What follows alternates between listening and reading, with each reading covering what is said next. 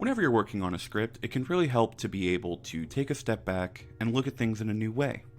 In WriterDuet, we offer the Split Pane option, which can help you do just that.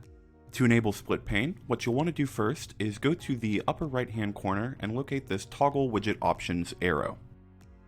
We're going to click that to open up our widget options. So over here, you'll find your View menu as well as the Split Pane menu. So what the View menu allows you to do is set how you are currently viewing your script. We see right now we're viewing it as a page, so we just have the plain script. If I were to change this to cards, it would open up a new tab where we see the script broken into scene cards. However, sometimes it would be really helpful to be able to look at both of those at the same time. That's where Split Pane comes in. So if we click Split Pane, we can then open a new window either as page, cards, or mind map. I'm going to go ahead and click cards like we were looking at earlier. And we'll see here popping up on the side, loaded up is the exact version of our script, but viewed in cards mode. Now it's important to know that these are not two separate versions of your script. This is just looking at the same script in two different ways. And what I mean by that is if we make a change here,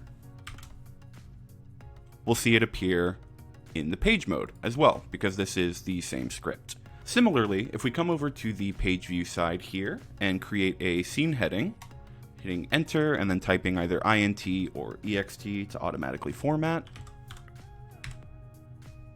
And so we'll see it creates a new card in the cards view, as cards are generated by scene heading.